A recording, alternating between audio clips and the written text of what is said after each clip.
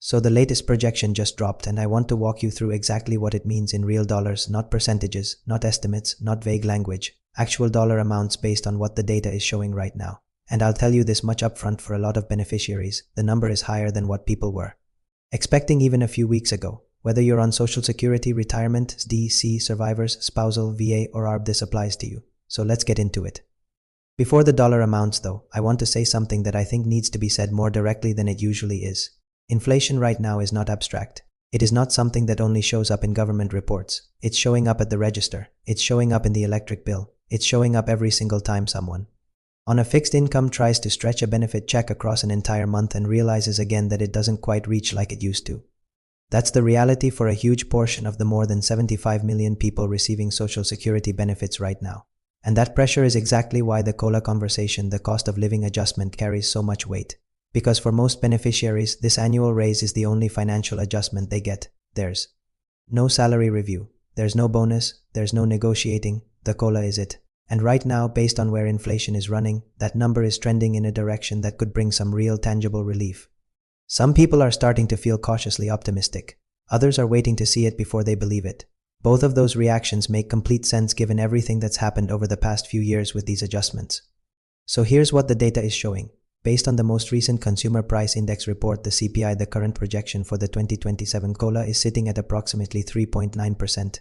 Now that number is not final. The official announcement doesn't come until October, and the Social Security Administration bases the final calculation on inflation data from July, August, and September specifically. So we have months to go before anything is locked in. But 3.9% is where independent analysts and organizations tracking this, including the Senior Citizens League, are landing right now based on what's available. And the direction those projections are moving is up, not down, which means 3.9% may end up being the floor, not the ceiling. Now let me turn that into actual money, because that's what matters. If your monthly benefit is currently $600, a 3.9% adjustment adds about $23 per month to your check. At $700, that's roughly $27 more. At $800, you're looking at approximately $31. At $900, around $35. And at $1,000 per month, the increase comes out to about $39. For people receiving the average SSDI benefit, which right now sits around $1,600 a month, a 3.9% raise translates to about $62 more per month. That's a real number. That's the kind of difference that can mean a prescription actually gets filled, or a grocery trip doesn't have to be cut short.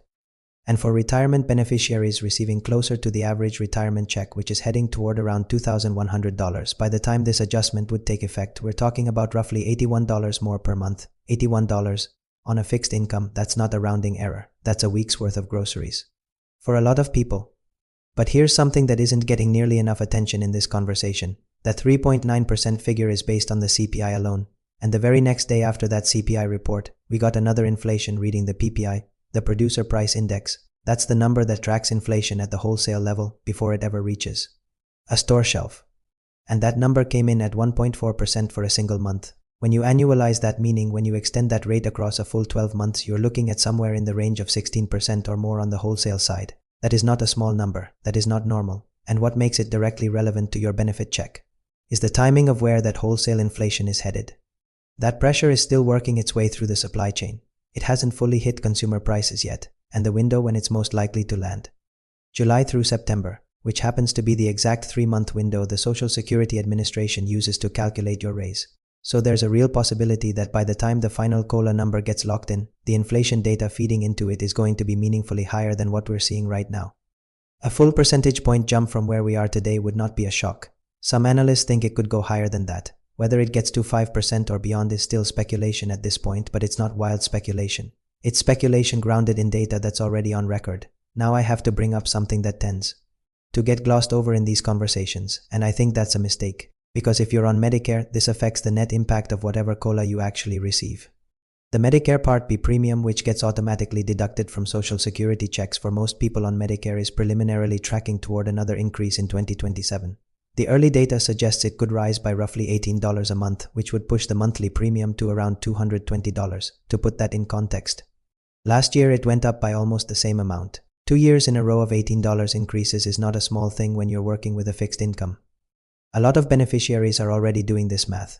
They're looking at a projected COLA raise and then immediately subtracting the premium increase. And for some people, depending on their benefit amount, that premium hike is going to absorb a meaningful chunk of whatever raise comes through. That's a frustrating reality, and it's worth being clear-eyed about it rather than just leading with the good news and burying this part. The saving factor, if there is one, is that the projected COLA for 2027 is currently tracking significantly higher than the 2.8% adjustment beneficiaries received this year.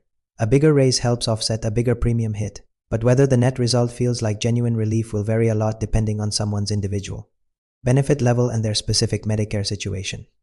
There are two things happening at the same time right now, and they pull in opposite directions. On one hand, inflation is running hot, and that's painful. It's making everything more expensive. It's putting real pressure on people who are already stretched.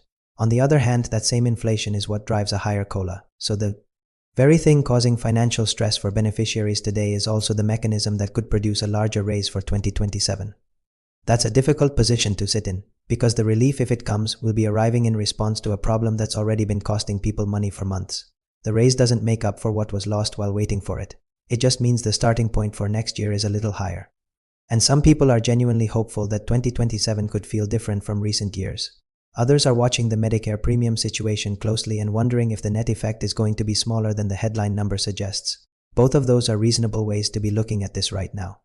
What I'd say is this: watch the July and August inflation reports closely. Those 2 months are going to do a lot of the heavy lifting in determining where the final COLA lands. If the wholesale inflation that's currently in the pipeline starts showing up in consumer prices during that window, the projection could move fast. And when it does, the dollar amounts change along with it. So where does this leave things right now? A projected 3.9% raise that could realistically move higher as new data comes in over the next several months. Real dollar increases ranging from $23 to over $80 a month depending on your benefit level. A Medicare premium that looks like it's heading up again and will offset some of that for people on Medicare. And a larger economic picture that's still shifting in ways that won't be fully clear until we're deep into Q3. The honest answer to what beneficiaries can expect is this: it looks better than last year right now. By how much and what the net effect actually feels like after everything else adjusts along with it, that's still being written. The data over the next few months is going to tell that story. And when it does, we'll be here breaking it down the same way in actual dollar amounts for every benefit type, so you always know exactly what the numbers mean for your specific situation. Not just for the people at the average, for everyone across the board.